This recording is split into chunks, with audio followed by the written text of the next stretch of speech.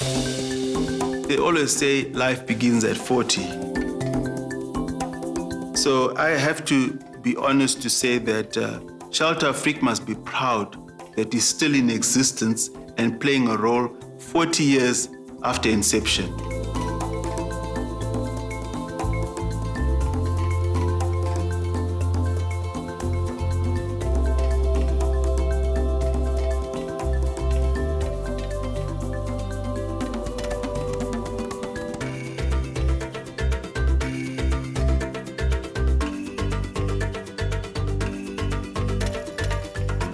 Housing is a global issue. I mean, sometimes when I even hear of the European countries or even the US complaining about housing, I just feel quite sad because, I mean, we're nowhere near where they are and yet they complain about it. But housing is a fundamental need for everybody. Everybody has to be housed. Every human being needs to be housed.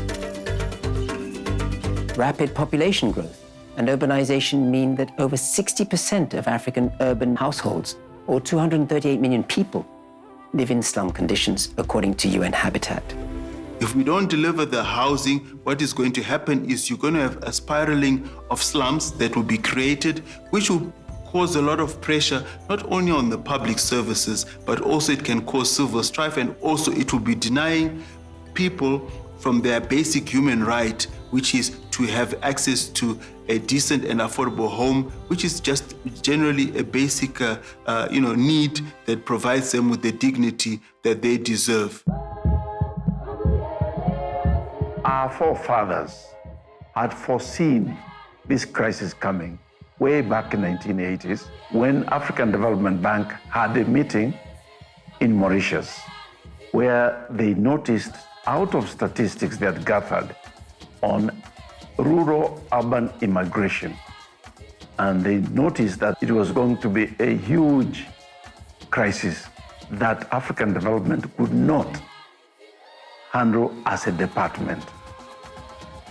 And therefore it was desirable that they create an institution that would take care singly on housing issues.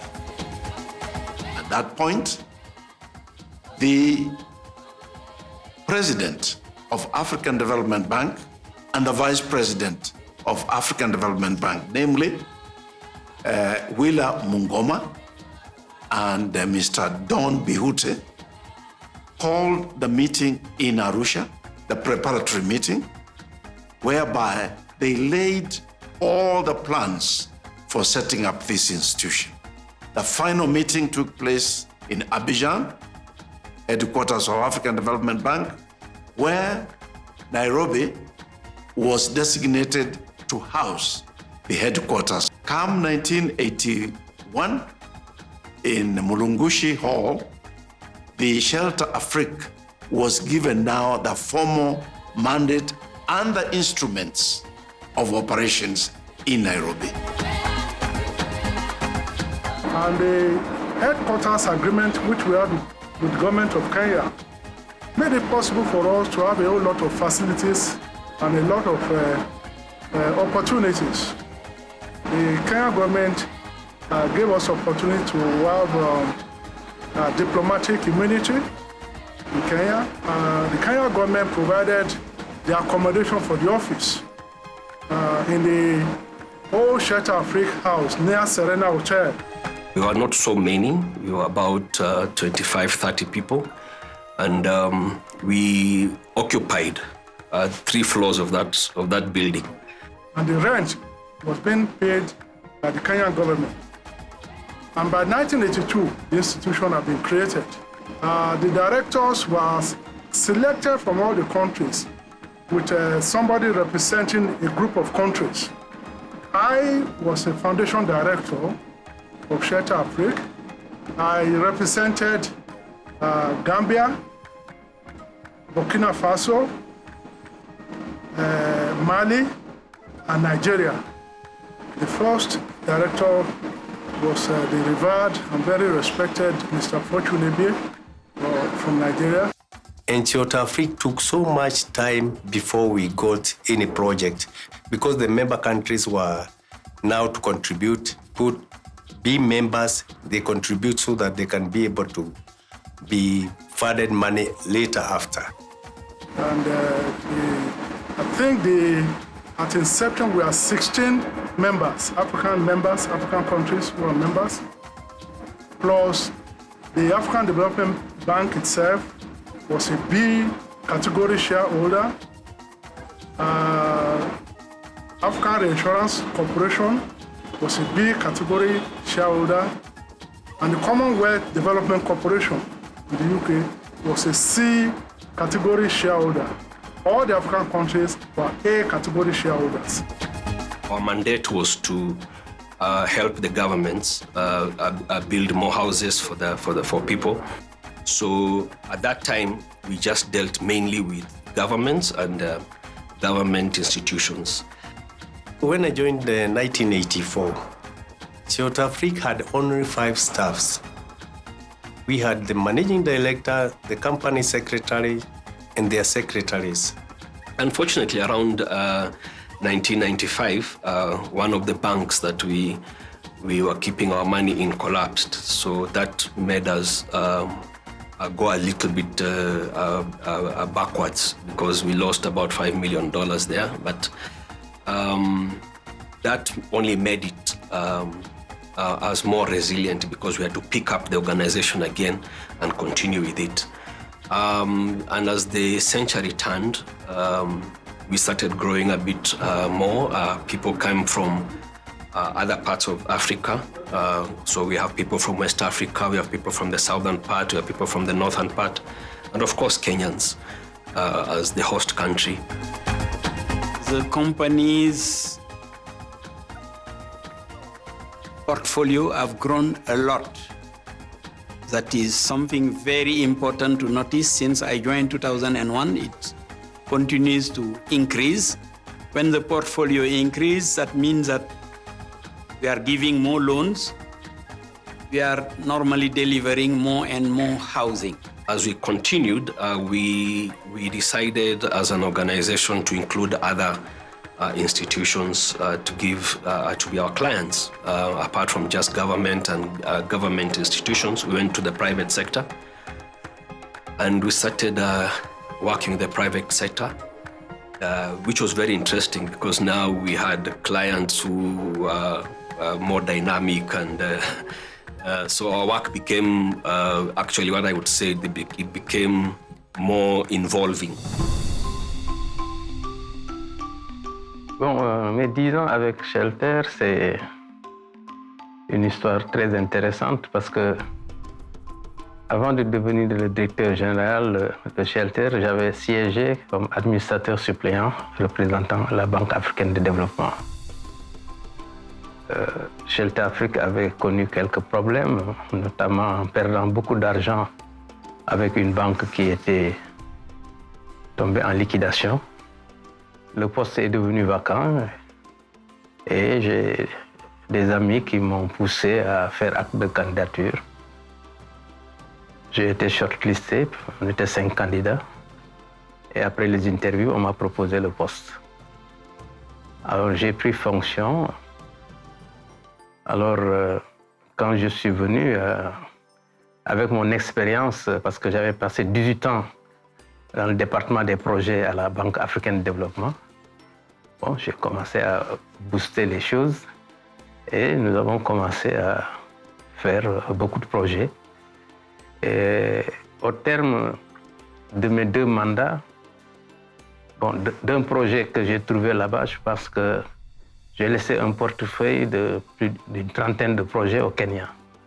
Donc ça montre un peu ce que j'ai pu réaliser quand même au Kenya.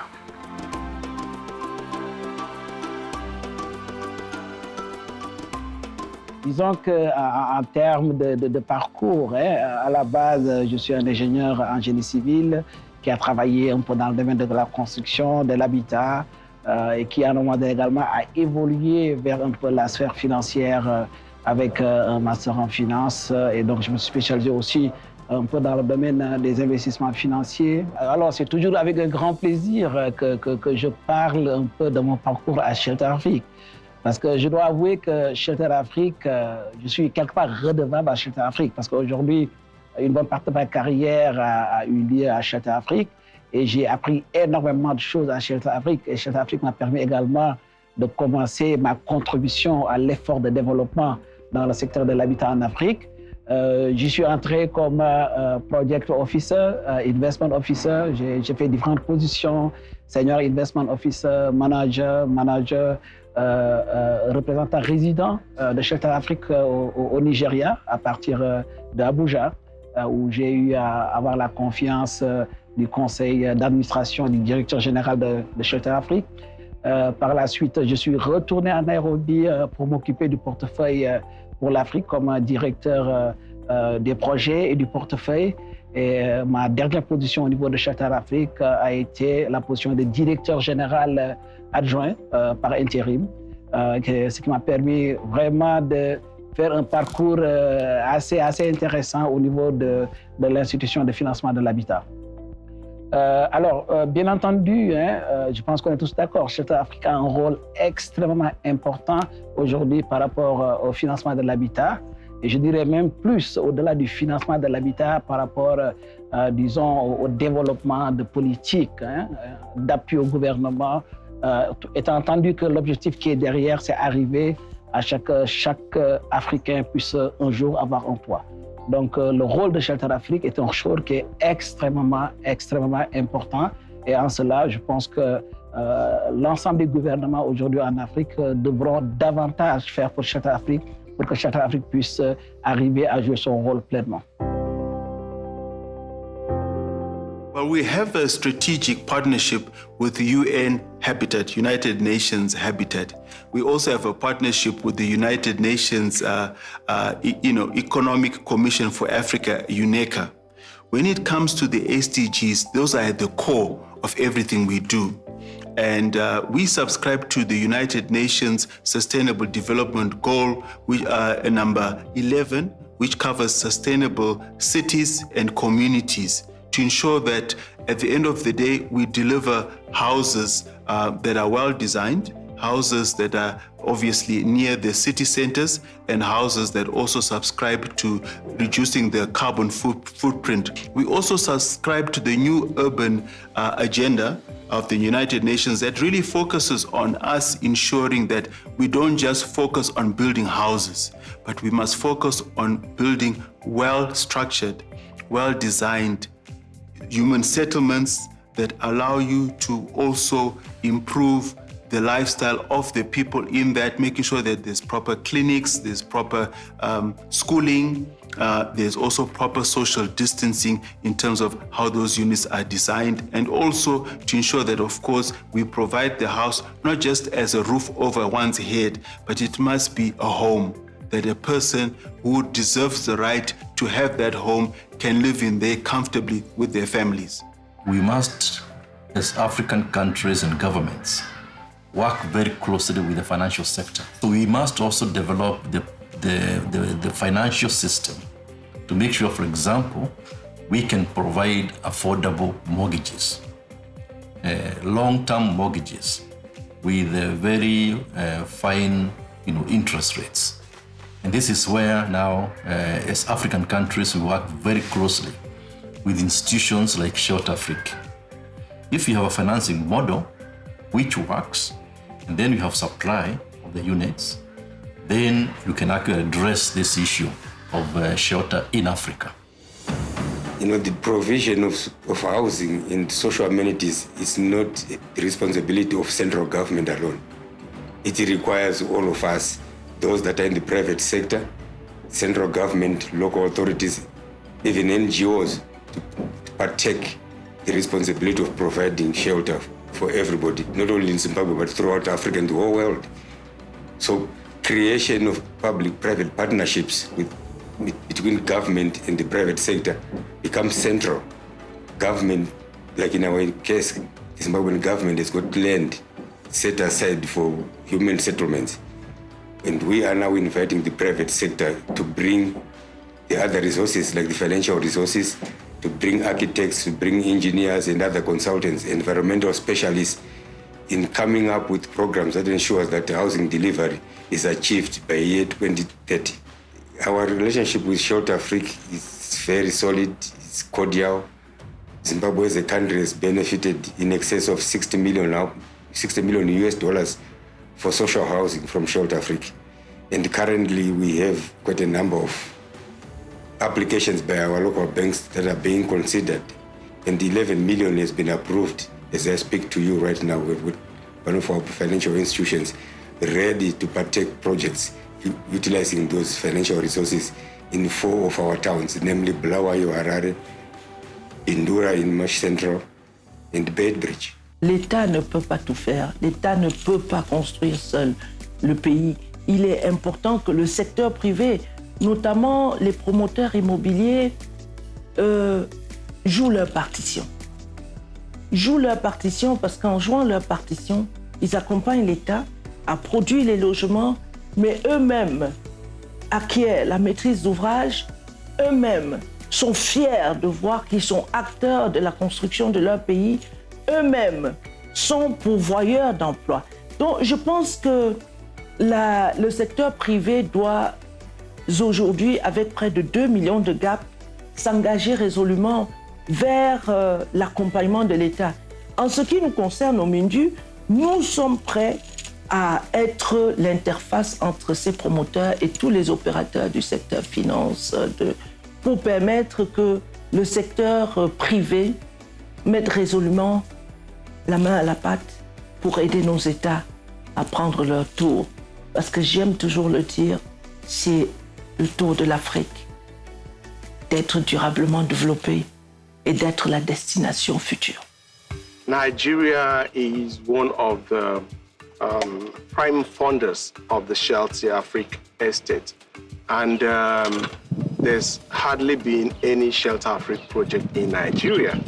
And the governor and Mr. President then, Mr. Obasanjo, was one who wanted to ensure that we got value for every money that we spent from this country. So that opened a very good door for me to make a case to Shelter Afrique that we have a project that would like them to be a part of.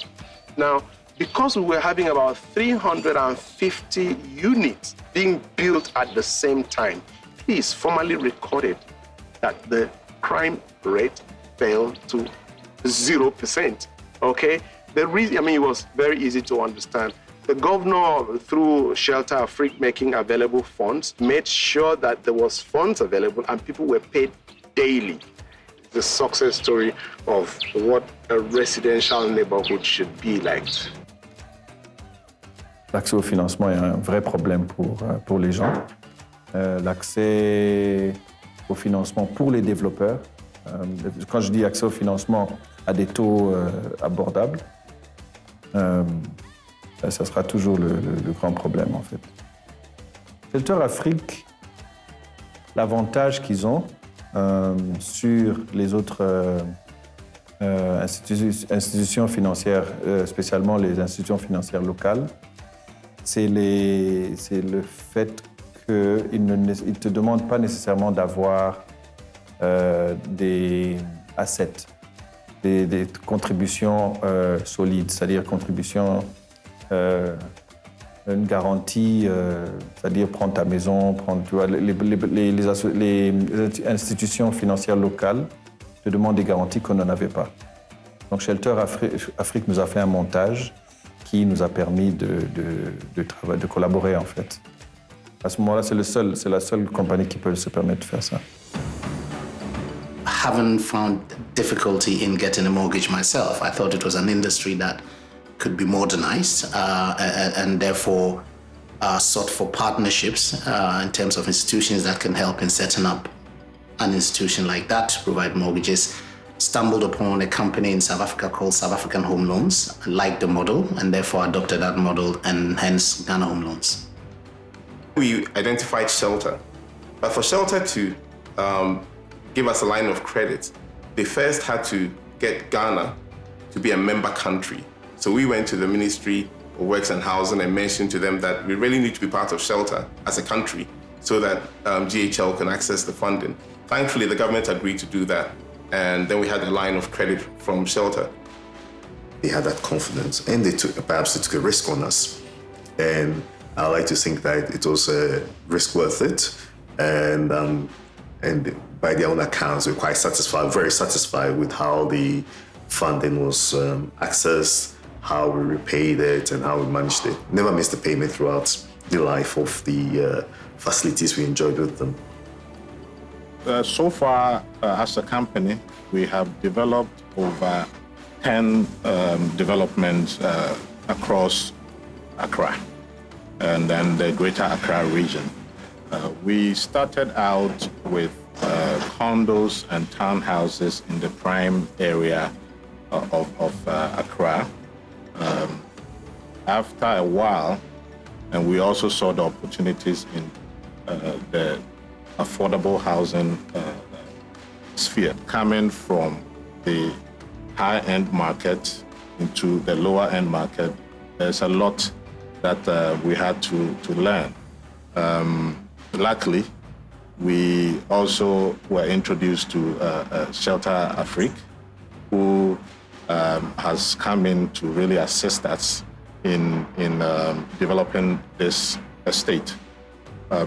Not only have they made funds available to us, I think they've also guided us, given us enormous advice, and based on the knowledge that they've also acquired in other African countries. They've been able to impart some of that knowledge to us, because affordable housing is a very, very difficult market.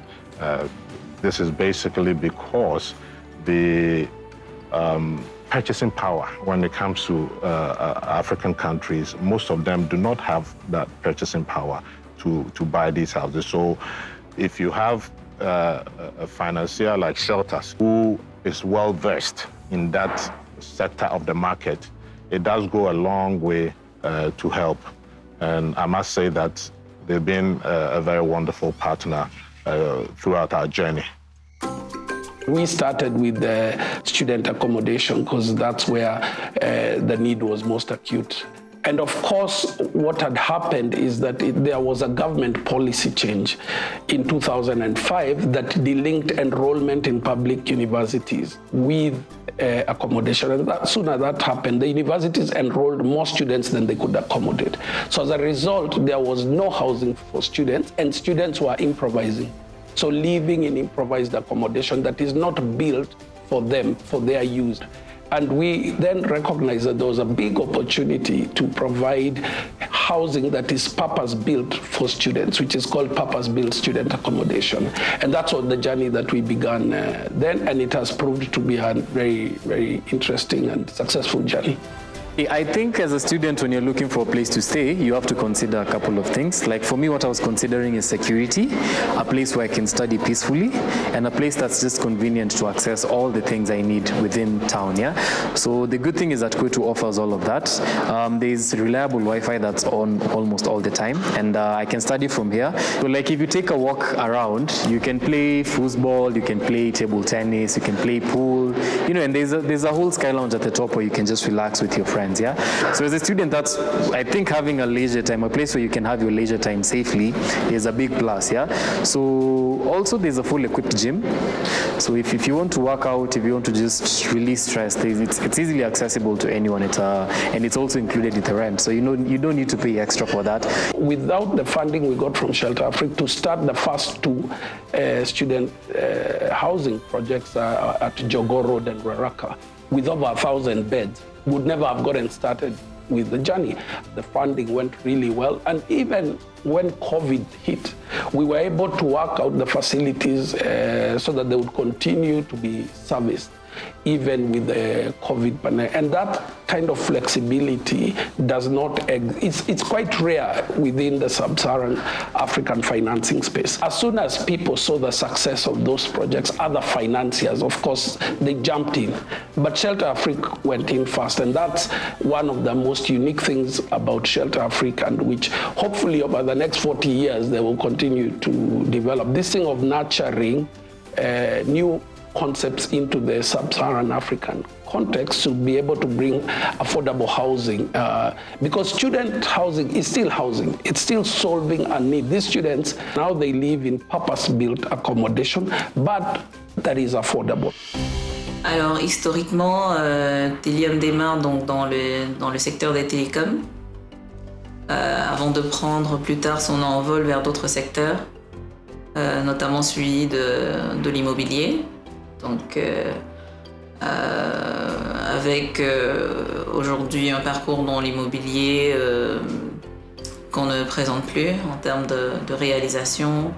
On a touché plusieurs segments, que ce soit les centres commerciaux, les hôtels, les résidences, toutes les gammes, que ce soit le luxe, le moyen standing ou les logements abordables.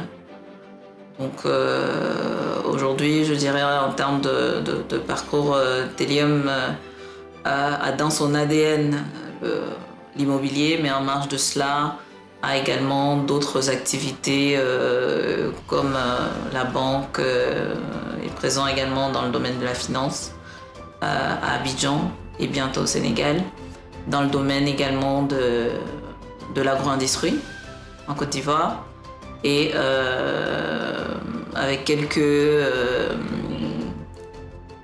quelques actions dans le domaine des telcos qui est l'activité historique de Telium. Shelter nous a accompagnés notamment dans le développement en cours à Diamniadio, sur le segment justement de logements abordables, en marge de l'accompagnement qui est fait également sur le même segment à Bambilor. Le partenariat avec Shelter permet d'accompagner sur un plan non seulement financier mais aussi technique, parce qu'au-delà de l'accompagnement financier que Shelter met à la disposition de ses partenaires, il y a également un accompagnement technique en ce sens qu'il y a une véritable étude de projet qui est menée par les équipes de Shelter et qui permettent parfois d'améliorer même la structuration initiale du projet. So the future is bright, and we just have to be able to continue the good work we are doing in a financially sustainable manner to be able to crowd in those funds that can now be channeled into housing construction.